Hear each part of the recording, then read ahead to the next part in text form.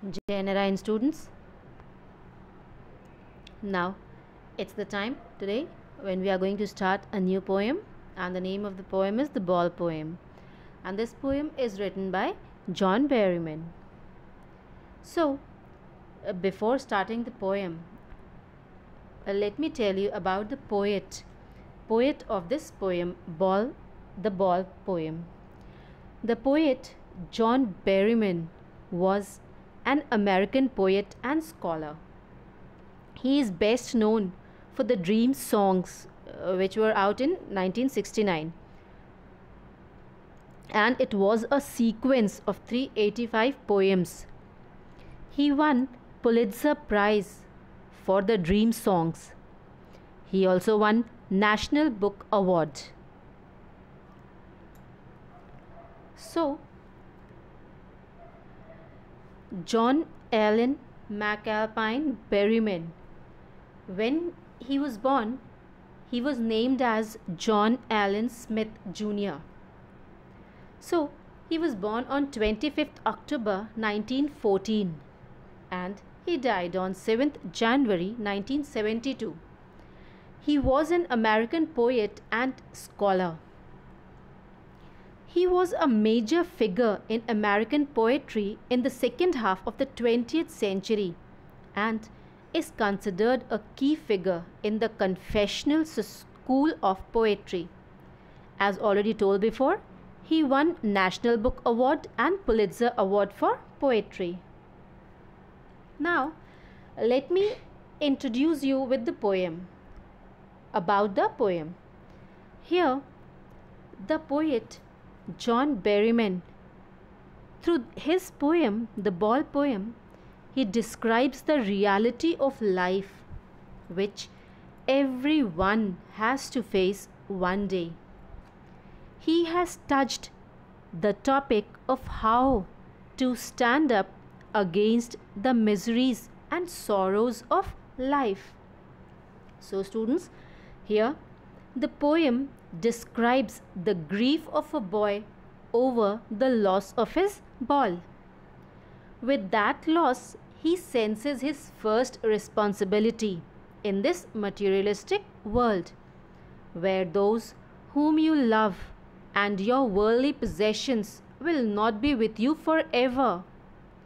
The poem shows how all through your life you will be forced to do things that you don't want to do, and you will or have to give up the things that you love.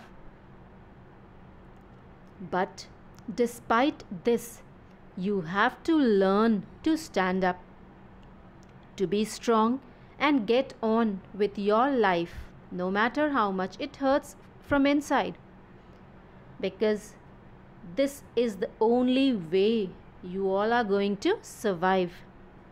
It thus teaches us to learn to accept and let go and not cling on to something that you can never have. So this was about the poem. Now all of you open your book on page number 46. Your textbook in English, first flight. Open page number 46. As for your convenience, I have divided the paragraph into stanzas. 4 stanzas we have divided the poem. Though the poem is very small, but still for your better understanding, let's study it in para-wise. So stanza 1. What is the boy now who has lost his ball? What is he to do? I saw it go, merrily bouncing down the street, and then merrily over there it is in the water. No use to say, oh, there are other balls.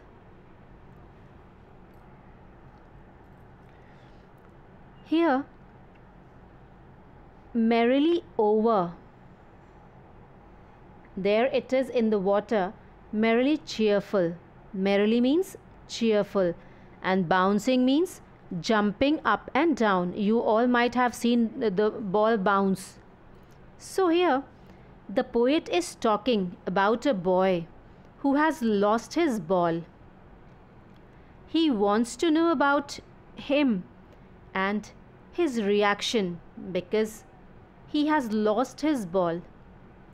Further, he asks to himself that what this boy will do after losing his ball.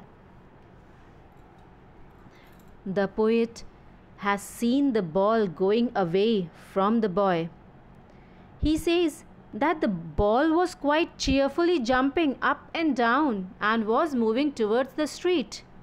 This means that when the ball skipped from boy's hand, it went into the street and later on it fell into the nearby river. So here the poem is about a little boy. For the first time in his young life, he is learning what it is like to experience grief at the loss of a much loved possession, that is his ball. The ball is here symbolic of the sweet memories of his childhood. The boy loses his ball and watches it bouncing down the street into the water. To us, the loss of a ball is of minor consequence. Lekin, for the little boy, it was a valued possession. The poet here deters himself from saying that there are other balls because the boy wants the same ball. So, now come to the next stanza. Stanza 2. An ultimate shaking grief fixes the boy, as he stands rigid, trembling, staring down. All his young days into the harbour where his ball went, and I would not intrude on him. A time another ball is worthless. So here, grief means sorrow. Rigid means something that is fixed. Trembling, it means shaking. Harbor का मतलब होता है dock या port. Dime is the currency of US. It means 10 cents. So here the poet says that there is no benefit of consoling the boy by saying that he will get another ball because he has other balls too. He says so because the boy is feeling very sad. He is completely surrounded by sorrow. He is sad because of all the memories of the childhood days went down the harbour with the ball. So here the poet says that the boy is very sad as the ball, which has now gone into the water, reminds him of those sweet memories of the times when he owned it. This loss of the ball is quite unbearable for him, and so he is grief-stricken.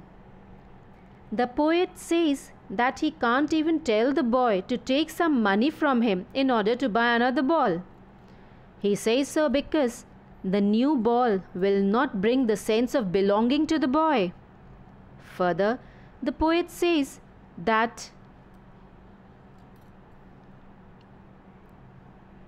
the time has come for the boy to learn the responsibility of taking care of his things. So here, a poet ये कहना चाह रहा है that when the young boy loses his ball, it bounces away and lands in the harbour. The boy is very much troubled at the loss of his ball and plunges into grief. He stands stiff and trembling while staring at his ball. He is quite upset as he looks into the gloomy water because he cannot find the ball. The boy is deeply affected by the loss of his ball because it had been with him for a quite long time. When the ball bounces into the water, all his memories of the childhood days flashes in front of him. This leads to a realization that those moments would not come back, just like the ball. Further, the poet doesn't offer him money to buy another ball because that would be worthless. So dear students, now turn to stanza 3.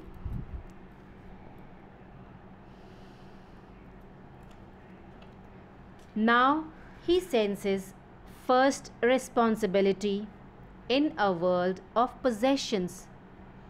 People will take balls. Balls will be lost always. Little boy. And no one buys a ball back. Money is external.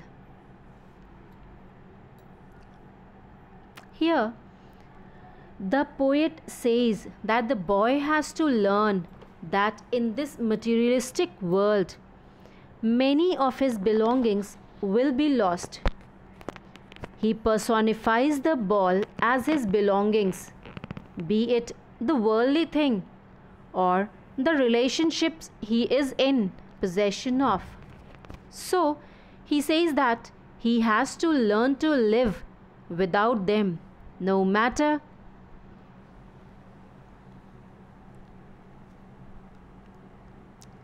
what. He says no one can buy back such things for him. The poet said so because according to him, money can't buy you everything. If it does not buy you some materialistic thing, still it will not be able to buy the sense of belongingness. He says that the boy is learning how to stand up against the sense of lost things. This means that the boy is trying to learn the real truth of life, which states that you have to accept the miseries of life and stand up again. This is the truth which everyone has to learn in his or her life. The harsh truth of standing up against the odd miseries of life that everyone has to bear. So, now the boy is upset when he looks into the gloomy, into the sad water because there also he cannot find the ball. This is when he gets his first sense of responsibility. Now the poet suggests that from the loss of the ball, the boy is learning what it means to lose something in a world of possessions, where he will lose things, will buy some more to replace the ones lost, but would never be able to buy back the thing that he had lost. So in this poem, the boy's ball personifies his young days and happy innocence. The poet thus makes the boy understand about his responsibility as the loss is immaterial. Money is external as it cannot buy memories, nor can it replace the things that we love, the things that really matters.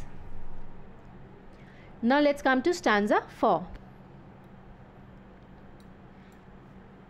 He is learning well behind his desperate eyes the epistemology of loss, hoy to stand up, knowing what every man must one day know, and most know many days how to stand up.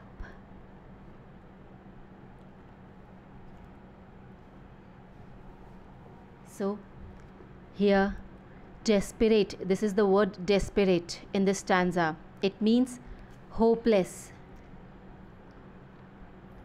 Epistemology of loss. This is also the word which is used in this stanza. It means understanding the nature of loss. What it means to lose something. Epistology means, it's a Greek word, episteme. It means knowledge. So it comes from a word meaning to understand, to know. You can say so. Epistemology is the study of the nature of knowledge itself. So, the poet here, it suggests that from the loss of the ball, the boy is learning how to stand up in a world of possessions. The boy is learning what it means to lose something.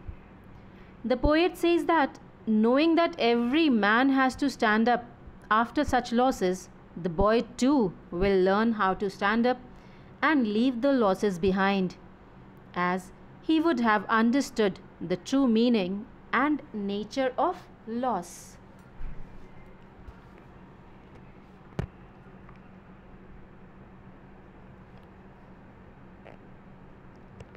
So students, that was it in the poem.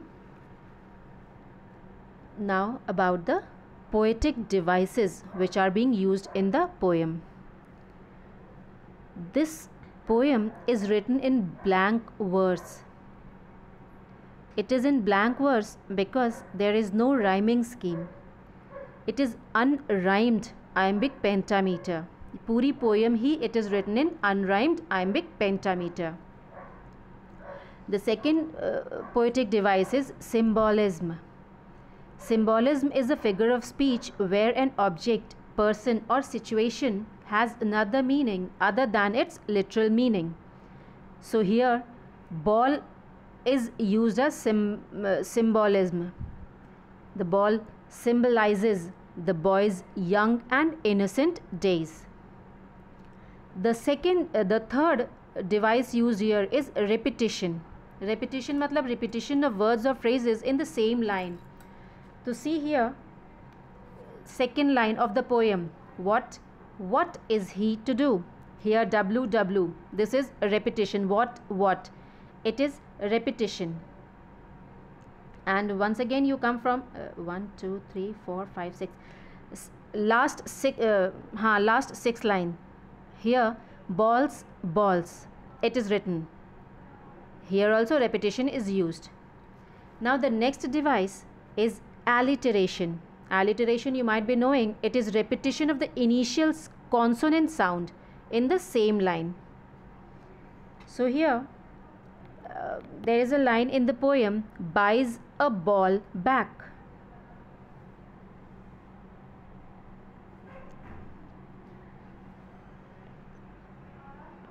Fifth line from down, last fifth line. Here buys a ball back, B. This consonant sound is repeated. So here alliteration is used. So that's it in the poem, dear students. I hope you all would have understood it. If you find any problem, then feel free to ask. Thank you.